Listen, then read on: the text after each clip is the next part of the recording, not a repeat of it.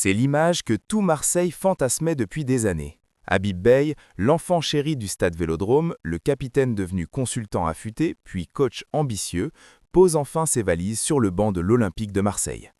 Un retour qui ressemble à une évidence romantique, à un mariage de raison entre un club en quête d'âme et un homme en quête de confirmation.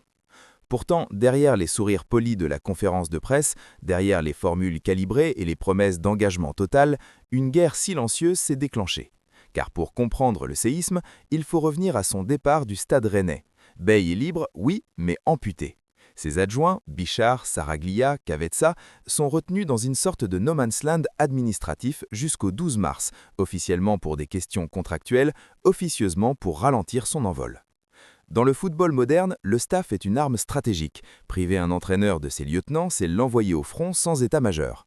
Pour son premier choc face au stade brestois 29, Beye devra improviser, simplifier, condenser son message, alors même qu'il rêve d'un pressing haut, d'une verticalité agressive, d'une occupation chirurgicale des demi-espaces. Sans Saraglia pour verrouiller l'équilibre défensif, le pressing peut vite devenir kamikaze. Sans analyste dédié, les séances vidéo perdent en précision. Sans relais humain, le vestiaire peut douter. À Marseille, le temps n'existe pas. Un faux pas et la lune de miel se transforment en procès populaire. Pendant ce temps, à Paris, la tension est d'un autre ordre mais tout aussi brutale. Le Paris Saint-Germain règle ses comptes avec Kylian Mbappé autour de 2 millions d'euros. Une somme dérisoire à l'échelle qatari, mais symbole d'un divorce où chaque centime devient une arme juridique. Et alors que le passé se règle devant les avocats, l'avenir s'esquisse. Luis Enrique pousse pour recruter le jeune Christos Makritis de l'Olympiakos FC, profil moderne au volume de course impressionnant, destiné à densifier l'axe pour libérer les ailes parisiennes. Dans l'ombre, Lucas Beraldo est prolongé jusqu'en 2028 malgré un temps de jeu famélique, stratégie d'asset management assumée, protéger la valeur d'un défenseur gaucher rare sur le marché européen, même hors des plans immédiats. A l'inverse, à Strasbourg, le modèle spéculatif s'illustre avec Joachim Panicelli, 12 buts et une valeur qui explose sous l'ère Bluco, au risque d'effacer l'identité du RC Strasbourg-Alsace derrière des tableurs Excel.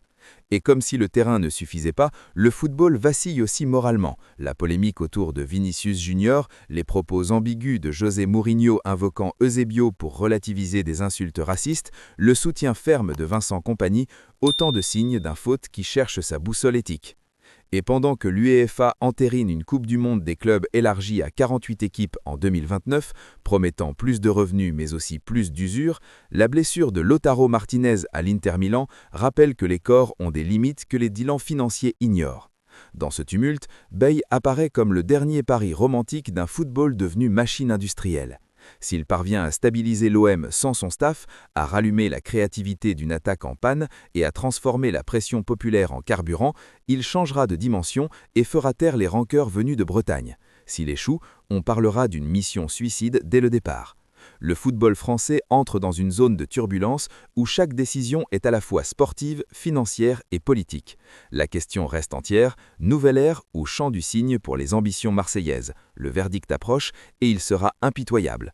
N'oubliez pas l'abonnement, le pouce bleu pour soutenir l'analyse et on se retrouve très vite pour un prochain deep dive. C'était votre analyste sur la Foot Chrono. Salut à tous.